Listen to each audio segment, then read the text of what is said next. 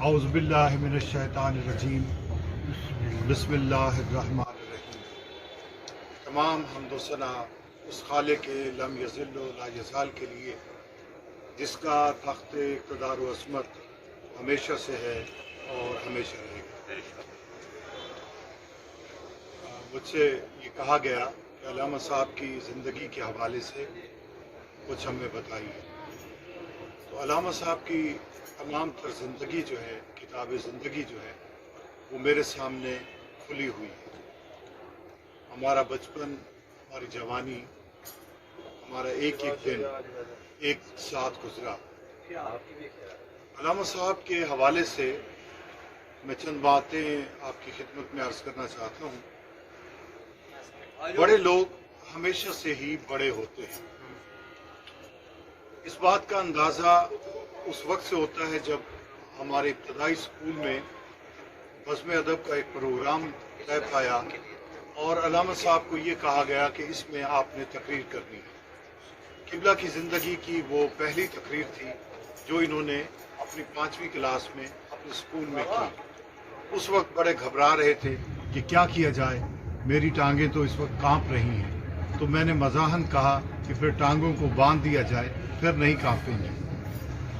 تو پھر آپ نے اس بزم ادب کی تقریب میں تقریر کی، اور وہ تقریر ایسی تھی کہ ہمارے پرنسپل صاحب جو اس وقت بھی حیات ہیں، عبدالرحمن ناصر صاحب، وہ گھر آئے، میرے والد صاحب کو باہر بلایا اور ان سے کہا کہ یہ بیٹا آپ کا بہت بڑا آدمی بنے گا۔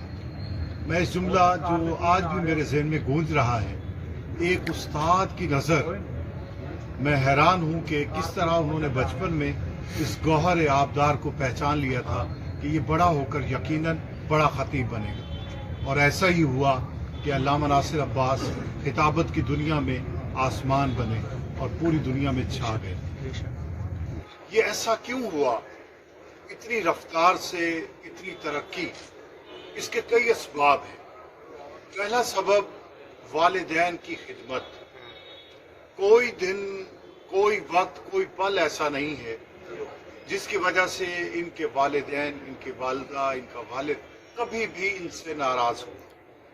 ایسی کئی راتیں گزری ہیں کہ والد صاحب فرماتے ناصر مجھے دباؤ، تو یہ دبانے بیٹھتے اور پھر صبح ہو جاتی۔ جب ان کی آنکھ کھلتی اور وہ پوچھتی کیا تم ساری رات دباتے رہے؟ تو کہا آپ نے روکا ہی نہیں مجھے، جب آپ نے نہیں روکا تو میں کیسے روکوں۔ آج جو جتنا بڑا ان پہ کرم ہے، یہ وہی دعائیں ہیں، ان عزاداروں کی دعائیں ہیں، والدہ کی دعا، والد کی دعا، اور پھر اساتذہ جو ان کی زندگی میں انہیں استاد ملے۔ علامہ عرفان حیدر آبادی صاحب، جنہیں آفتاب سندھ کہا جاتا ہے، بلکہ وہ آفتاب خطابت ہیں، اتنا بڑا خطیب، اور پھر ان کے ساتھ سید محسن نقوی شہید۔ یہ دونوں اساتذہ ایک ایسے اساتذہ ہیں جن کی ہمیشہ ناصر عباس خدمت میں رہے، ان سے فیض اٹھایا، اور ان اساتذہ کی دعائیں ہمیشہ ان کے ساتھ ہیں۔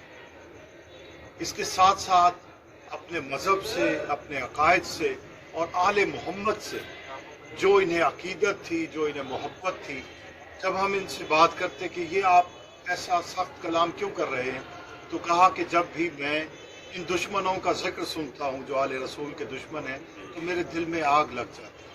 یہ وہ سچا جذبہ تھا جو ممبر پہ گونجا، جو حق کی آواز بن کر پوری دنیا میں گونجا، اور ہمیشہ یہ نام ہمیشہ زندہ رہے گا، کیونکہ ایک عظیم عزادار، ایک عظیم خطیب اور ایک عظیم بیٹا، ایک عظیم شاگرد، یہ سب صلاحیتیں علامہ ناصر عباس میں موجود تھیں۔ بہت بہت شکریہ۔ انشاءاللہ پھر موقع ملے گا تو تفصیل سے ان کی حیات پر، ان کی شخصیت پر گفتگو کی جائے گی۔ السلام۔